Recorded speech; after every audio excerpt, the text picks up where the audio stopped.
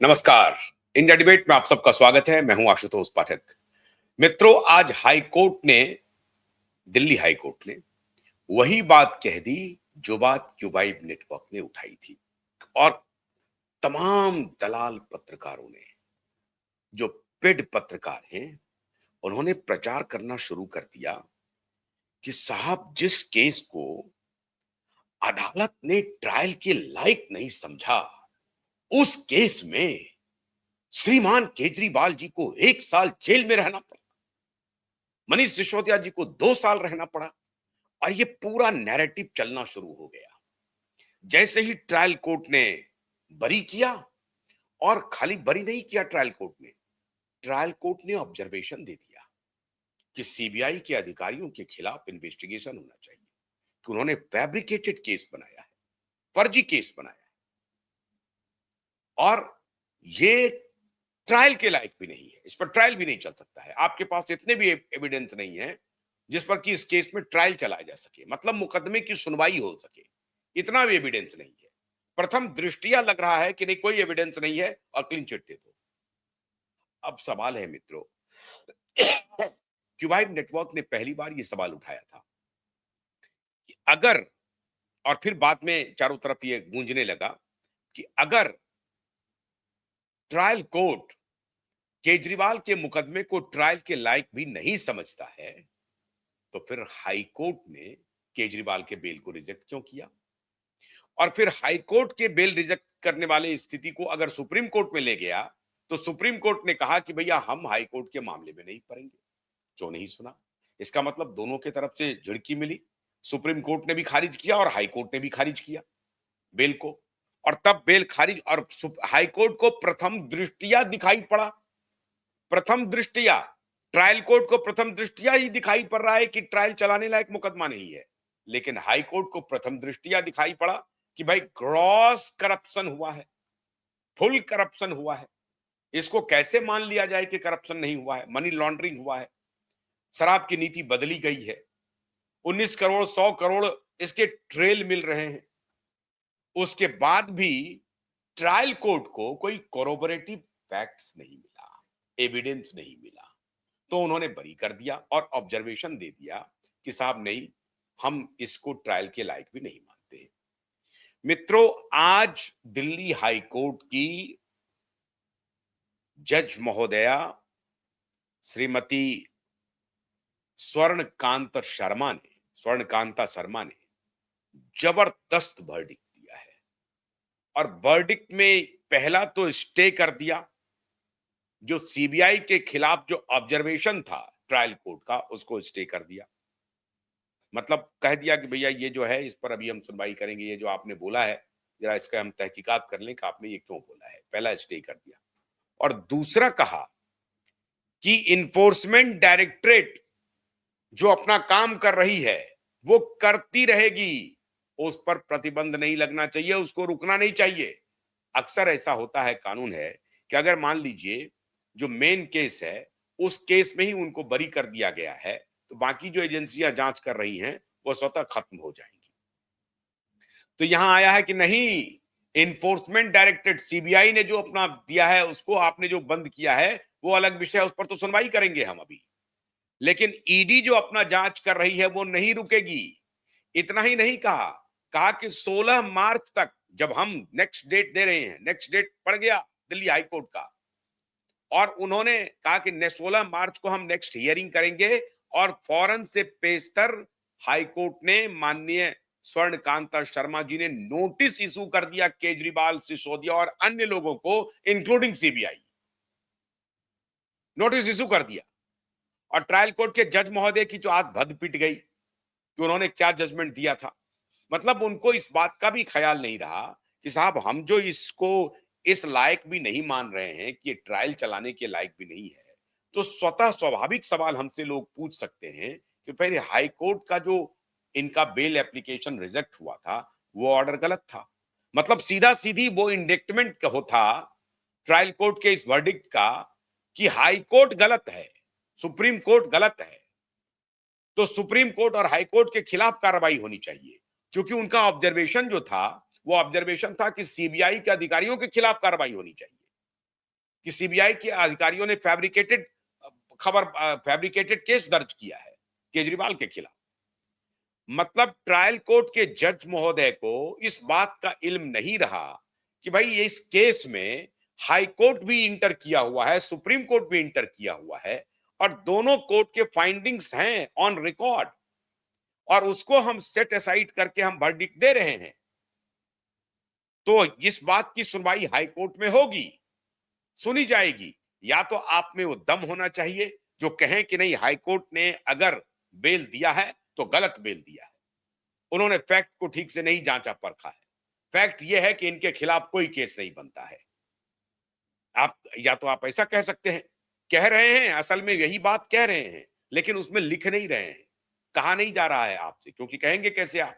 ये कह नहीं सकते कि हाई कोर्ट ने गलत निर्णय दिया था जब इनके बेल को रिजेक्ट किया था, या सुप्रीम कोर्ट ने जब इनके बेल को रिजेक्ट किया था तो वो गलत फैसला था, ऐसा फैसला नहीं होना चाहिए था, क्योंकि ये केस तो ट्रायल भी चलाने के लायक नहीं है। कह रहे हैं आप असल में यही कि हाई कोर्ट ने गलत काम किया, सुप्रीम कोर्ट ने गलत काम किया, और हाई कोर्ट और सुप्रीम कोर्ट को करेक्ट करना चाहिए। ठीक है साहब, आपने कह दिया।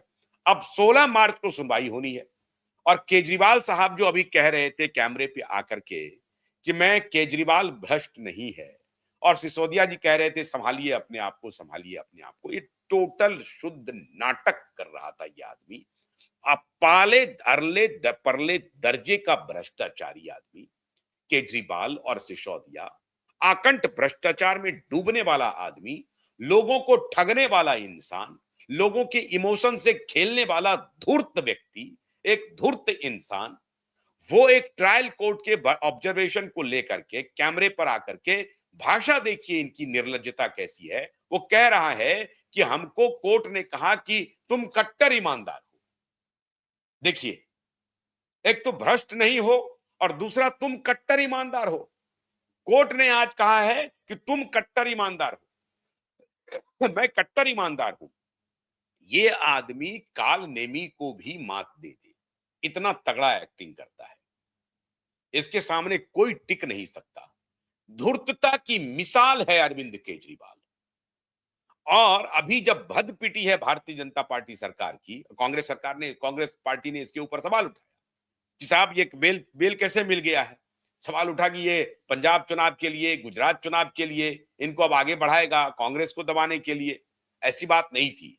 ट्रायल कोर्ट ने अगर कोई ऑब्जर्वेशन दिया है तो सरकार गई, सीबीआई हाई कोर्ट पहुंची, और सीबीआई के तरफ से तुषार मेहता ने वही आर्गुमेंट किया जो आर्गुमेंट हम लोग कर रहे थे, जो क्यूबाइट नेटवर्क कर रहा था कि भाई अगर इसमें ट्रायल चलाने लायक नहीं था तो मिलॉर्ड, माय लॉर्डशिप आपने क्यों दिया था। और संजोग देखिए, स्वर्णकांत शर्मा के ही बेंच से इनका बेल प्ली कहा जा रहा है कि रिजेक्ट हुआ था। ये बेंच उसी का बेंच था, और उसी बेंच में आज ये सुनवाई हुई। स्वर्णकांत शर्मा को केस मालूम है बढ़िया से, और इसीलिए उन्होंने फौरन से पेशतर नोटिस इशू कर दिया अरविंद केजरीवाल को, मनीष सिसोदिया को और बाकी अन्य को भी, और स्टे लगा दिया सीबीआई के ऑब्जर्वेशन, ट्रायल कोर्ट के ऑब्जर्वेशन पर सीधा सीधा स्टे लगा दिया, और आदेश दे दिया कि ईडी अपनी कार्रवाई करती रहेगी, 16 मार्च को हम सुनवाई करेंगे, नोटिस भेज दिया, अपना रिप्लाई फाइल करो। अब देखना है, मजे की बात होगी मित्रों कि अरविंद केजरीवाल अपना रिप्लाई फाइल क्या करता है। क्या वो रिप्लाई में ये कहता है कि हमको ट्रायल कोर्ट, राउ जेवेन्यू कोर्ट ने कहा है कि हम कट्टर ईमानदार हैं। अपने रिप्लाई में वो लिखेगा क्या केजरीवाल सिसोदिया अपने रिप्लाई में ये लिखेगा कि राउज एवेन्यू कोर्ट ने हमें कहा है कि हम कट्टर ईमानदार हैं, आप हमें बेईमान कैसे कह रहे हैं? आप नहीं कह सकते। राउज एवेन्यू कोर्ट ने हमें सर्टिफिकेट दे दिया है कि हम कट्टर ईमानदार हैं, हमारे खिलाफ कोई केस नहीं बनता है, सीबीआई ने हमें फंसाया है, मोदी ने हमें फंसाया है। ये क्या रिप्लाई फाइल करेगा केजरीवाल? अगर ये रिप्लाई फाइल करता है केजरीवाल हाई कोर्ट में तो उसकी भी सुनवाई होगी। स्वर्णकांत शर्मा के पास सारे डिटेल हैं, इनका सारा कच्चा चिट्ठा है, और उस दिन ही स्टे मिल गया होता। खैर बीच में होली आ गई तो बीच में समझिए कि होली का ये मस्खरा हो गया। केजरीवाल का ये मस्खरापन जो है, ऐसे आप होली समझिए, बुरा ना मानो, होली मान करके आप इसे भूल जाइए। केजरीवाल को कोई रिलीफ नहीं मिला है, केजरीवाल को कोई रिलीफ मिल भी नहीं सकता है। क्योंकि लिकर पॉलिसी के जो फैक्ट्स हैं, जो डिटेल हैं, जो ट्रेल हैं, वो आईने के तरह साफ है। पैसा लिया गया है, पैसा पार्टी अकाउंट में गया है, ये साफ दिख रहा है, उसके रिकॉर्ड्स हैं। ईडी उसकी जांच कर रही, ईडी के पास उनके सारे डॉक्यूमेंट्स हैं। इसी बिना पर सीबीआई ने उन्हें उठाया था। और विटनेस एक जो है वो सबसे बड़ा खिलाड़ी अभी भी जेल में है।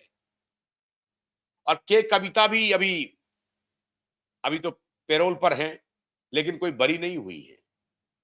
तो अभी खेल शुरू हुआ है मित्रों, जिसको केजरीवाल ने अपने तरफ से द इंड घोषित कर दिया।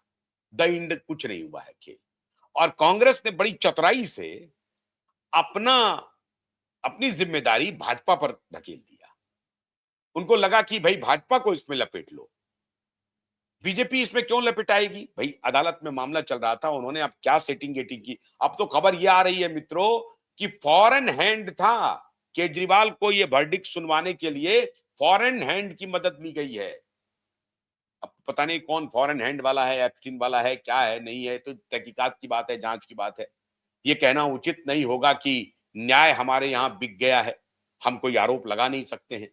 लेकिन इसमें कोई शक नहीं है कि आज जब हाईकोर्ट ने जस्टिस स्वर्ण कांता शर्मा ने स्टे कर दिया, तो निश्चित रूप से उस जज महोदय के खिलाफ भी कार्रवाई अनिवार्य हो गई है, अवश्यंभावी हो गई है।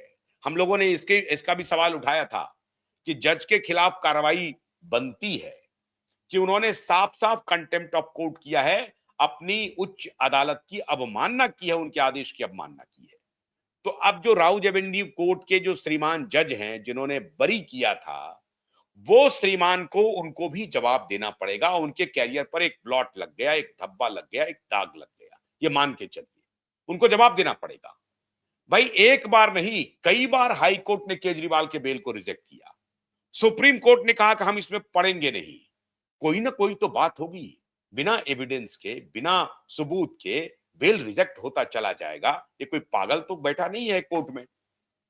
इसलिए स्वर्णकांता शर्मा को आज मुझे लगता है जबरदस्त गुस्सा भी आया है, माननीय जस्टिस को जबरदस्त गुस्सा आया है। इसलिए उन्होंने कहा कि भाई ईडी की जांच चलती रहेगी और 16 मार्च का डेट ले लो, 6 दिन के अंदर में सुनवाई करो, स्पीडी ट्रायल करेंगे हम इसकी। ये गुस्से का प्रतीक है। ये कोई ट्रायल का डेट जो है 1 महीने के बाद, 2 महीने के बाद नहीं चल रहा है। 16 मार्च का डेट लग गया, का स्पीडी ट्रायल करेंगे और अरविंद केजरीवाल, मनीष सिसोदिया सबको जवाब रिप्लाई फाइल कीजिए, सीबीआई भी रिप्लाई अपना फाइल करे। सीबीआई का तो रिप्लाई आ ही है, अब वो तो हाईकोर्ट की शरण में है ही। बाकी लोगों को रिप्लाई फाइल करने के लिए अब रिप्लाई बड़ा दिलचस्प होगा। अगर रिप्लाई में उन्होंने कोई ऐसी तैसी की, तो इधर का जो पहले का जो रिकॉर्ड्स है और इनका अब फ्रेश जो रिप्लाई है, वो दोनों कॉन्ट्राडिक्ट होंगे। फिर और फंसेंगे केजरीवाल। मतलब एक झूठ को छिपाने के लिए ये सैकड़ों झूठ बोलेंगे और फिर झूठ के सर्कल में ये फंसते चले जाएंगे। तो केजरीवाल अब बुरी तरह से फंस गए हैं मित्रों। हाईकोर्ट के इस आदेश ने यह साबित कर दिया कि केजरीवाल और सिसोदिया को कोई राहत नहीं है और ट्रायल कोर्ट में भगवान जाने किस रूप में उन्हें बरी किया गया, जिसको लेकर के तमाम दलाल पत्रकार जो हैं और दलाल यूट्यूबर वो सब एक्टिव हो गए, दलाली शुरू कर दिया कि केजरीवाल के खिलाफ ट्रायल चलाने का मुकदमा नहीं है। जोर जोर से चिल्लाने लगे, जोर जोर से फंसाया गया, बहकाया गया। उनकी पार्टी में गए थे ये लोग सब लोग। बड़ी फौज है दलालों की, जो खुद को जोर जोर से बोलता है कि भाई हम तो पत्रकार हैं, पत्रकारिता की मिसाल है। ये पत्रकारिता की मिसाल उनकी। अभी हाईकोर्ट पे इनको रिप्लाई जब फाइल करेंगे, उनको जवाब देना पड़ेगा और 16 मार्च को दूध का दूध पानी का पानी होगा। रिप्लाई में फिर झूठ आएगा, आप देख लीजिएगा। केजरीवाल का जो रिप्लाई आएगा उसमें फिर झूठ का पुलिंदा होगा और फिर बुरी तरह से फंसेंगे केजरीवाल।